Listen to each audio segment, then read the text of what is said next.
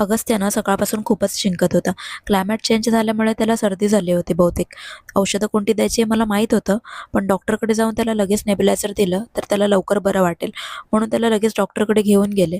आणि तिथे गेल्यानंतर मात्र त्याने अगदी शहाण्या बाळासारखं नेब्युलायझर घेतलं. त्यानंतर हे दोघे माझ्याकडे रिंग लाईट ऑन करून देण्यासाठी हट्ट करत होते, म्हणून त्यांना थोडा वेळ रिंग लाईट ऑन करून दाखवली, तर दोघेही खूप खुश झाले. तर मी यूट्यूब स्टार्ट केल्यानंतर थोड्या दिवसांनी हे ट्रायपॉड आणि रिंग लाईट ऑनलाईन परचेस केलं होतं.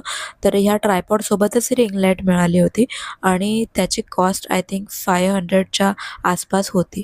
Then I realize, oh I am gaining weight.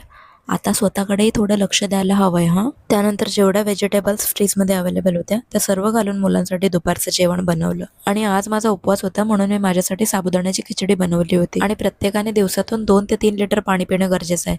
आणि हे माझ्यासारखं उभं राहून पाणी पिऊ नका, बसून पाणी प्या.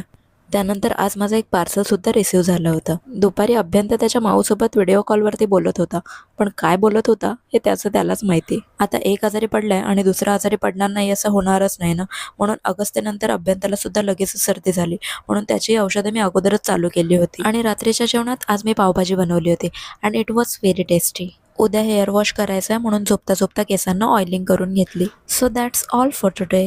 Thanks for watching. बाय.